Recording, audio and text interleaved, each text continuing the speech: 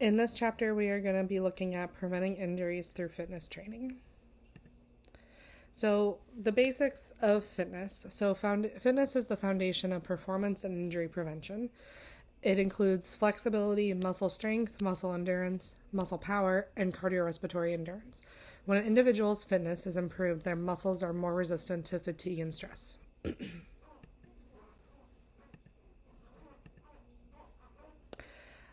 Periodization versus year-long training cycles. Understand that both of these are very similar to each other. However, periodization is normally broken up into different fitness goals, whereas year-round training cycles surround the different seasons of a sport and change the intensity, volume, and specificity of the training based on the season that they are in. Periodization is seen to help decrease injuries and overtraining as the individual reaches different fitness goals through a developed training program. It allows the athletes to work on plyometrics, power, strength, and flexibility elements throughout the program, which can be modified based on the athlete's needs.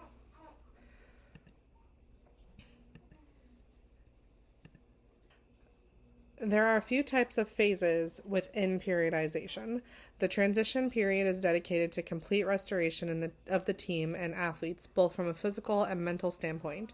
Exercises should be low impact in nature and should not impede on the recovery process if high performance is the goal.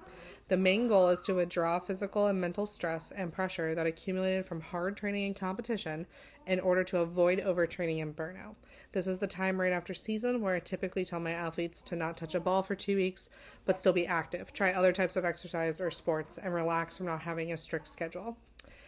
The preparatory period is the most aggressive, and is where creative periodization strategies occur to induce the most improvements in performance variables before a competitive season. Any muscle imbalances, weaknesses that have been identified should be addressed here, and their overall strength should be improved during this time. This phase can go on well through preseason and into season, depending on the athlete's needs and imbalances. Technique of the exercises should be developed here to help decrease the risk of injury. The preparatory period can be broken down into the endurance phase, where you have a low intensity and high volume. Usually this is 5 to 70% of a one rep max during resistance training.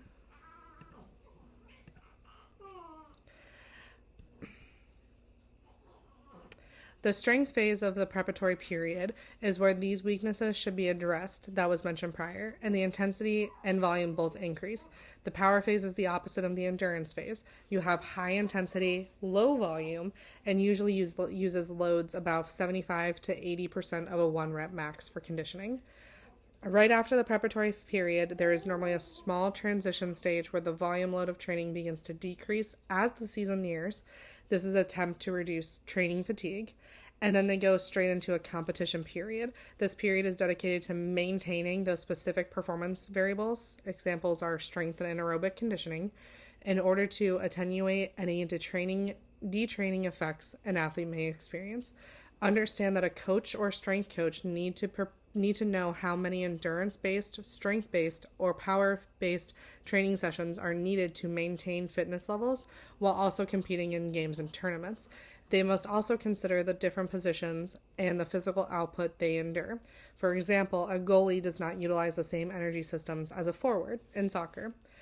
Understand that the competition period doesn't necessarily start as their season starts in a sport. Like I said earlier, the power phase and strength phase of the preparatory period can go long into preseason or season.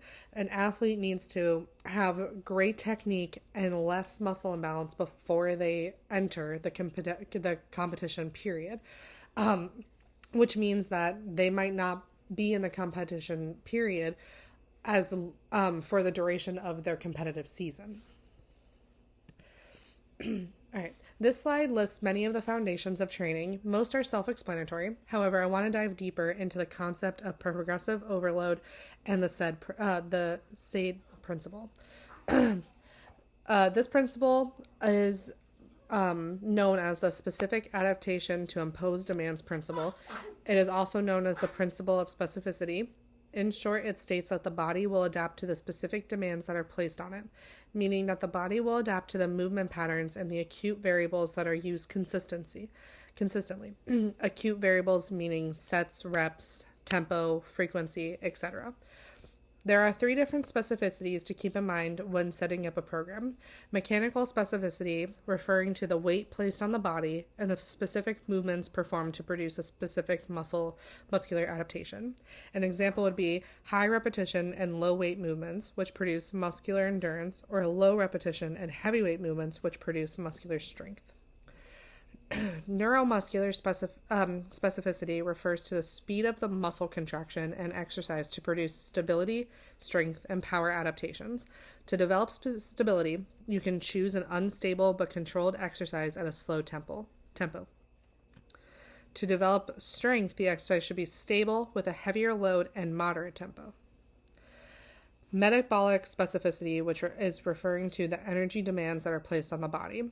Aerobic adaptations involves less rest periods and prolonged work, whereas anaerobic adaptations involve longer rest periods and a more demanding or high-intensity workout period. So why is it important to have good flexibility? Flexibility is the ability to move a joint smoothly through a full range of motion. The evidence indicates that flexibility is important for participation in dynamic activities. So when you talk about dynamic activities, this is more of the plyometric movement activities rather than static stretching. Without the necessary flexibility, a tendon may exceed capacity. So thinking about flexibility in sense, you stretch the muscle, which allows for that muscle to have a greater range of motion and less stress on the tendon. So when you have good flexibility and you stretch, it can influence the viscosity of the tendon, making it more compliant, which then decreases the likelihood of injury.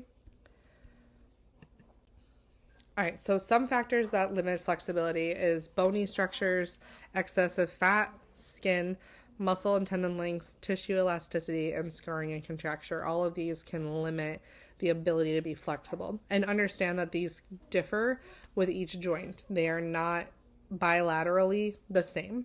They are unilateral in nature.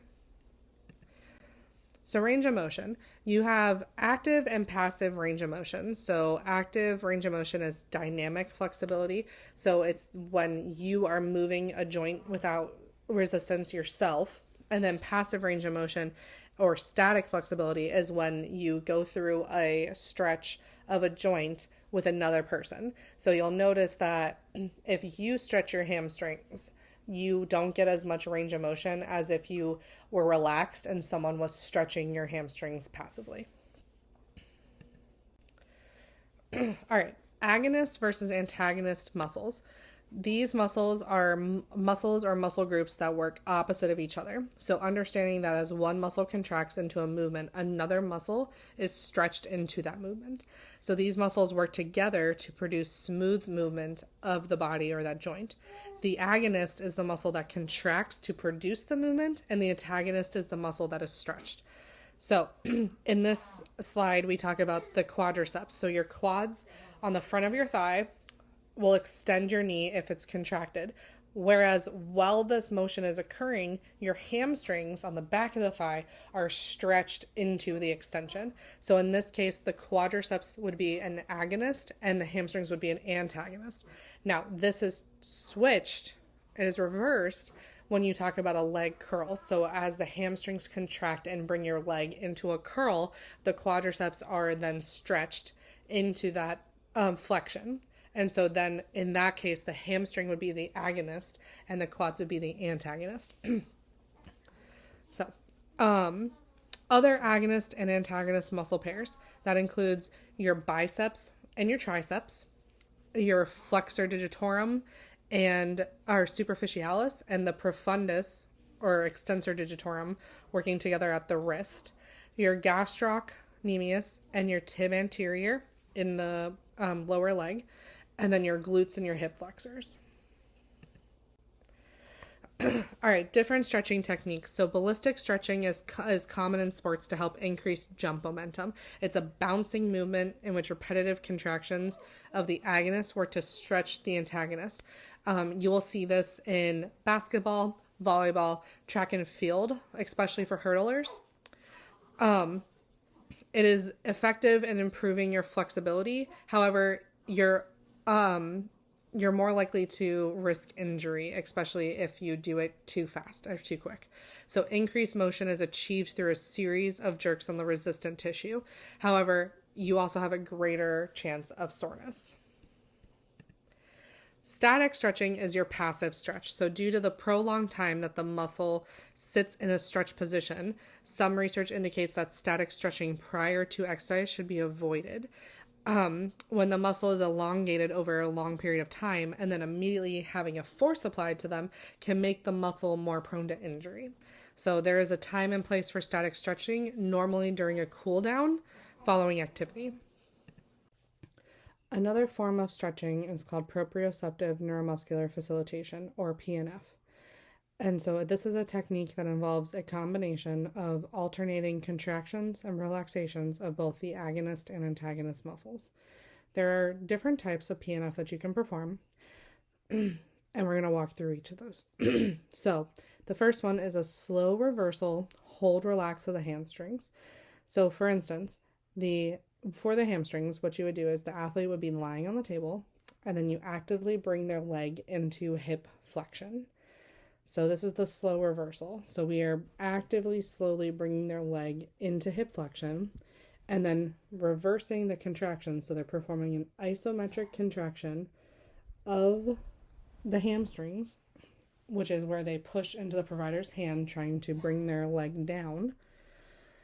And they hold this for about 10 seconds. And then we relax that contraction. So we stop contracting the hamstrings, and they relax in that position without moving for about 5 to 10 seconds. And you do this a few times with the contraction happening within the same range of motion. The next one is contract, relax. So this is exactly what it sounds like. So the athlete is going to contract the muscle as the muscle is moving throughout the entire stretch position.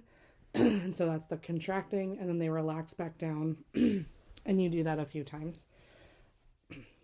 And then lastly, we have the hold relax technique. This is my favorite version of PNF. I find that this has the best, this provides the best results for increasing flexibility.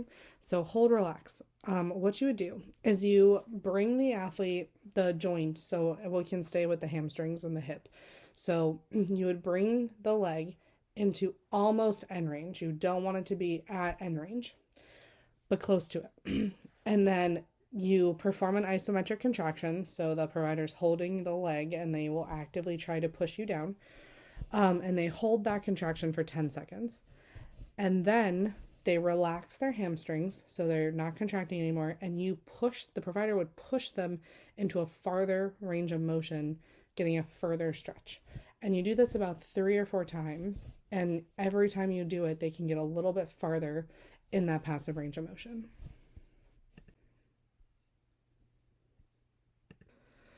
All right. There are different types of muscle contractions for skeletal muscles. These have been mentioned earlier in the lecture.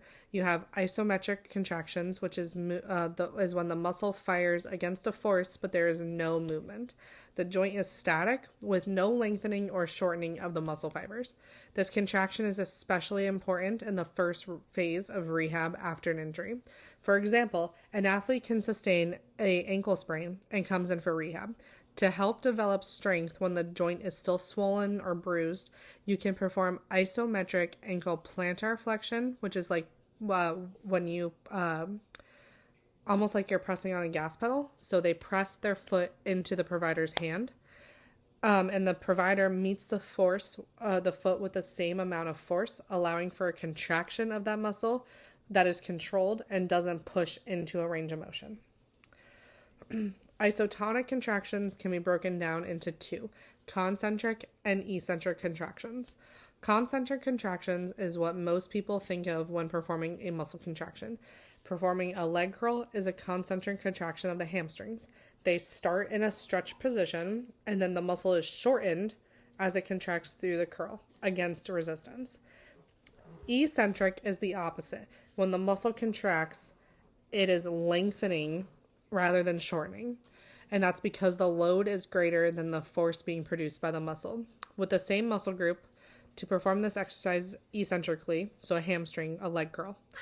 Once the hamstring is curled to end range, the athlete can slowly control the release of the cable or pad if it's a machine and allow the resistance to pull them into leg extension while still contracting your hamstrings. So with that, as you have the resistance pull you, the resistance is greater than the force produced by your hamstrings. And so therefore, as you're contracting, that hamstring is lengthening still. And then you have deeper to that different types of muscle fibers. So slow twitch muscle fibers are fatigue resistant and focus on smaller movements and postural control. Also known as type 1 fibers, they produce less force and are slower to produce maximal tension compared to fast twitch fibers. Type 1 muscle fibers are able to maintain longer term contractions, which is key for stabilization and postural control. Fast twitch fibers provide bigger and more powerful forces over a shorter duration and are quicker to fatigue. This supports more power-centered activities.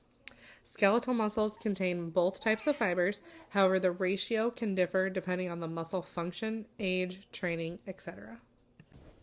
So your levels of physical activity can influence the muscle strength. It can increase it or decrease it. Obviously, as the level of physical activity increases, you're more likely to increase your muscle strength. And understanding that if your physical activity level decreases, you can decrease your muscle strength. It is widely researched that it takes about 2 weeks of no physical activity to decrease your muscle strength, whereas it takes about 6 weeks of continuous physical activity to increase your muscle strength significantly. And so it also impacts your cardiorespiratory fitness, your flexibility, and it increases your body fat. Whereas overtraining, you have psychological and physiological breakdowns. Some signs of overtraining that you probably don't even think of or relate to overtraining is apathy, loss of appetite, staleness, declines in performance, weight loss, and an inability to sleep. Now, progressive core training. Core training is essential for all parts of a training program and rehabilitation programs. Engagement of your core should be incorporated in most, if not all, exercises. Understand that core is not simply your abdominal muscles. It consists much more than that, including your multifidus, transverse abdominis, pelvic floor muscles, obliques, and your diaphragm. It's not simply just your abdominal muscles. Now, you can train your core in all types of planes, and it's important to include different types of plane movements in order to provide a stable core. All right, so the techniques of resistance training. You have progressive resistance training, which is TheraBands, dumbbells, etc. And then there's this principle called the overload principle that needs to be applied. In short, it's if your intensity of training does not increase, but training continues, your muscle strength will plateau. Obviously, in order to increase your muscle strength, you need to continue to increase your resistance and your intensity of training in order to increase that muscle strength. Otherwise, you're simply not going to get stronger. It'd be like staying at 70% of your 1 rep max for 3 weeks. It's not going to do anything for you as far as a muscle strength is concerned. You need to continuously increase the resistance or increase the reps in a safe way in order to increase our muscle strength. Progressive overload is this concept that involves increasing the load placed on a muscle during training to force it to adapt and therefore grow. This can be done in the 2 ways. So lifting heavier weight and performing the normal amount of reps, or keeping a consistent weight and performing a higher number of reps. It can also be achieved based on an individual schedule of training. Instead of performing a quad dominant workout once a week, if you do it twice a week, this can also increase your muscle strength. Using the overload principle as a foundation for training has seen numerous benefits, including improved aerobic and anaerobic fitness, improved motor control and coordination and balance, and then greater functional strength in the lower extremity. There are some disadvantages of the overload principle if you don't use it properly in a training program. You can hit a plateau if you ignore the principle completely, meaning no strength gains occur. If you increase intensity too quickly, this can cause overtraining stress, which can cause a plethora of symptoms, including increased resting heart rate, increased blood pressure, weight loss, difficulty sleeping, emotional changes, fatigue, prolonged muscle soreness, and the need for extended recovery time. Now, isometric exercise are the foundation of rehab. It is essential to long-term rehabs that had surgical intervention and understanding why. So the nerves can die during surgery, making it extremely difficult to contract a muscle. It can take months to grow that nerve back. However, working on isometrics can help speed up that process. How we do these contractions is that we normally have the individual contract for 10 seconds against the same resistance, and you can perform that multiple times a day. It's what's a benefit to this type of contraction is that you really don't need many things to perform this contraction. You can do it really anywhere you would like with no equipment needed. So it's effective, it's cheap, it's extremely good for rehab. But it only works at that point of range of motion. So if you want to increase strength in multiple degrees of range of motion, then you need to perform this contraction at each level of range of motion that you would like to increase your strength. It can also produce a spike in blood pressure because you normally have a Valsalva maneuver while you're performing this type of exercise. Right. Progressive resistance exercise or isotonic training. This is the concentric versus eccentric contractions as we have discussed earlier. So, the important thing to remember is that progressive resistance means that you have to have some sort of equipment. You have to have free weights, machine weights, a bar, bands, etc.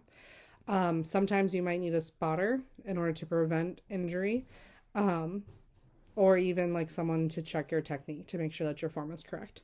Now, concentric versus eccentric contractions.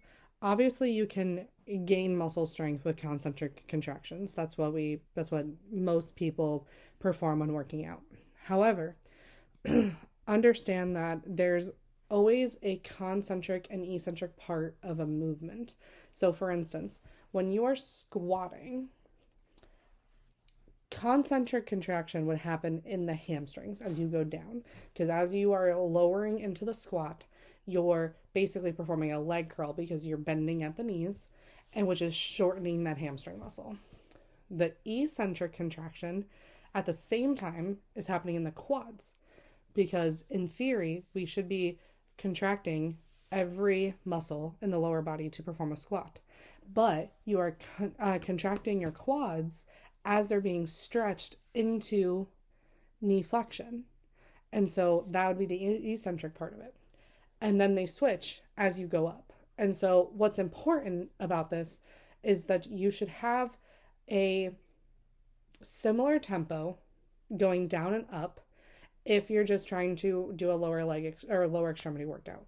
However, if you want to target more of the hamstrings, you would want to prolong the eccentric phase of the workout, meaning that actually as you come up from the squat, you want to go slower and more controlled to get that eccentric contraction. If you wanted to do a quad dominant workout, you would go slower on squatting down, feeling that stretch as the quad muscles elongate. Now, why is this? Eccentric contractions are arguably the most important muscle contraction to increase strength, for rehabilitation, to prevent injury, etc.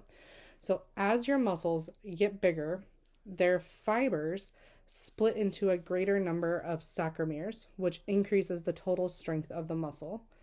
So remember, back into anatomy, so sarcomeres are the individual muscle fibers. And so as your muscle hypertrophies, you basically split those sarcomeres to make it bigger, and that's how you increase the strength of that muscle. So the tendons of the muscle get stiffer when they perform an eccentric contraction, which transmits the force of the contraction from the muscles to the bone. The contractions also use less energy than concentric contractions, but burn less calories short term as well.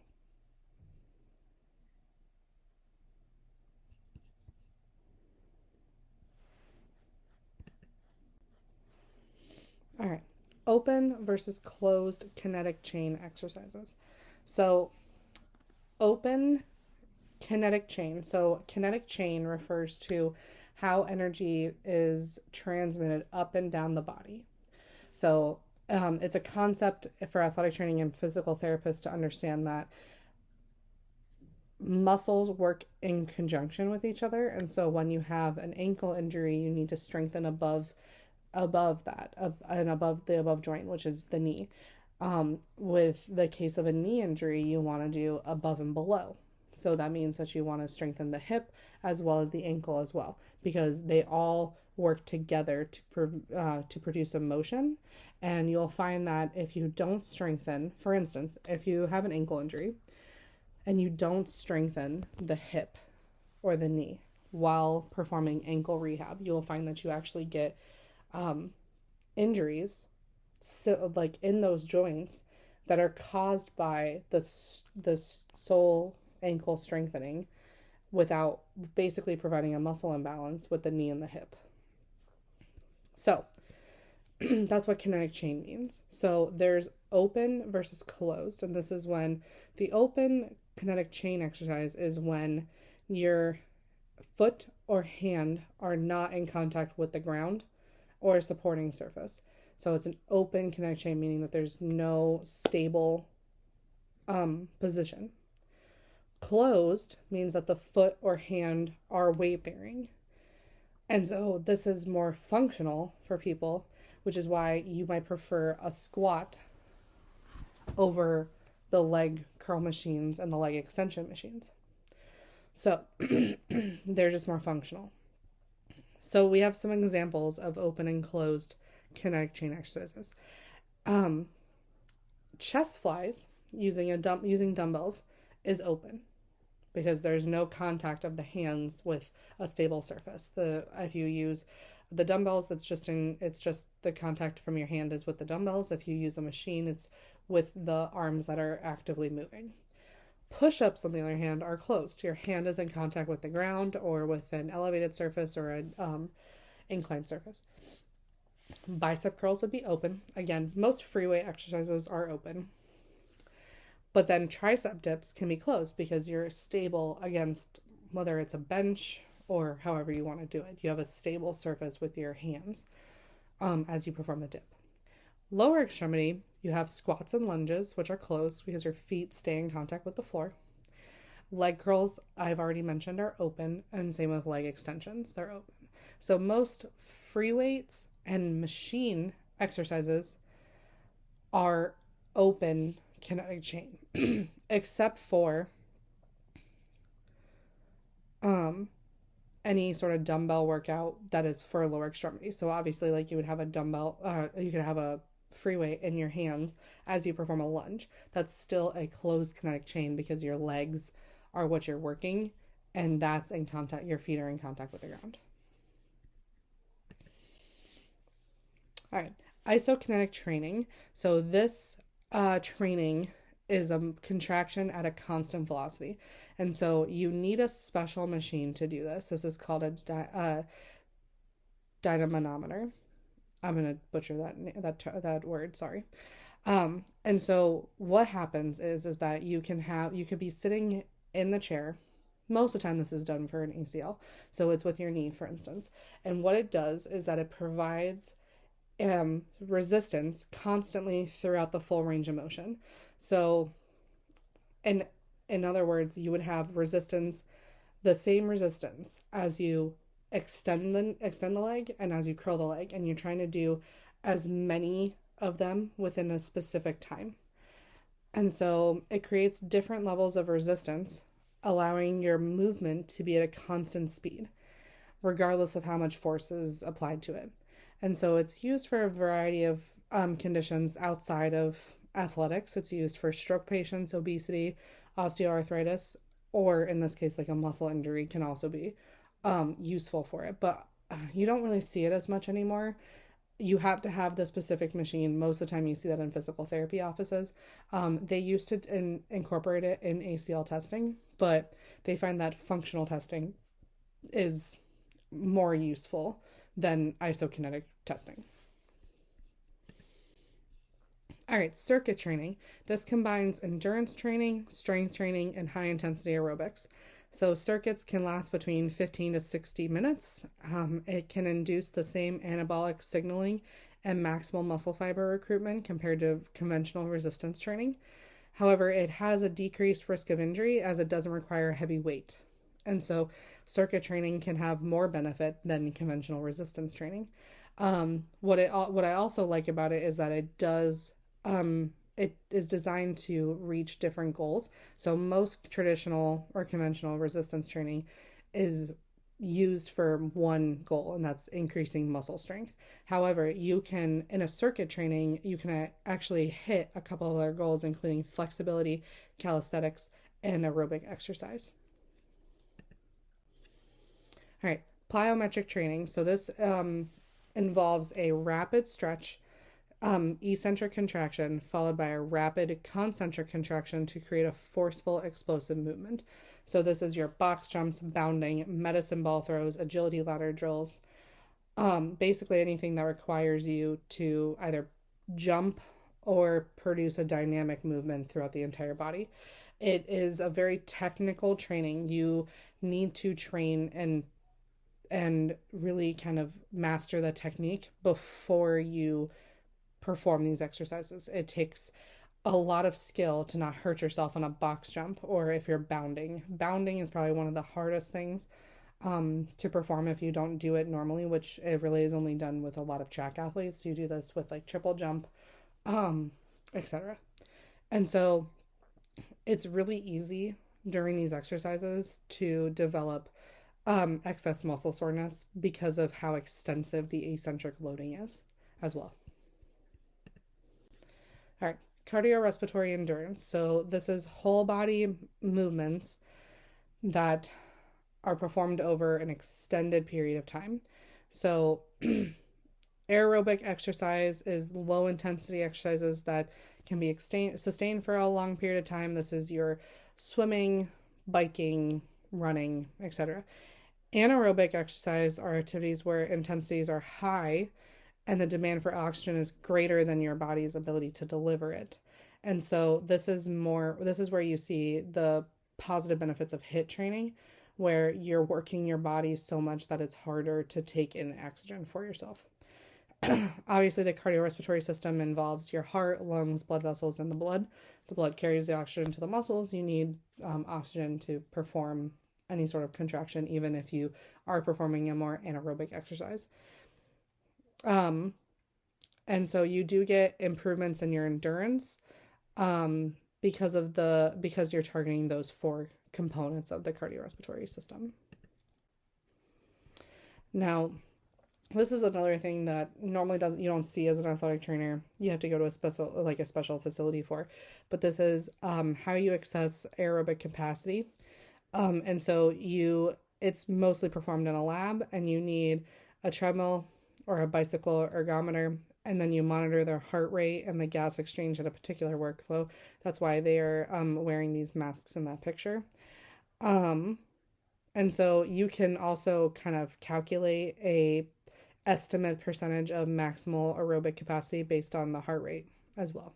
Again, we don't really see this unless you have a reason to send somebody to an outsourced facility to get this done.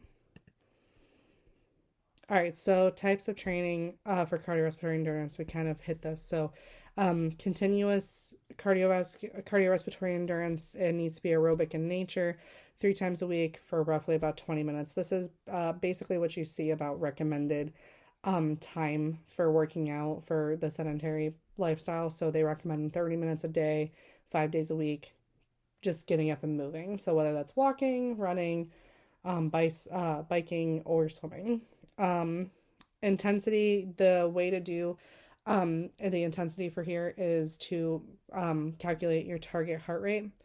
Um, and so the way to do that for your training heart rate, or what it should be, is you take your maximum heart rate. So for instance, if your maximum heart rate is 220, then you take that minus your age. So if your maximum heart rate is 220, and then you say you're 26 years old, then your target heart rate is 194. Yeah. All right. Lastly, we have the HIIT training, which I kind of touched on. So high intensity interval training. It's activities that have an intense work over a period of time, and then they have an active recovery, so you never really stop moving. So most of these activities occur at 60 to 80% of your maximal heart rate, and it allows for intense training over short intervals and over an extended period of time. This is kind of hit towards the anaerobic sports, so it's short bursts, which can be mimicked through interval training. So this is like your sprints,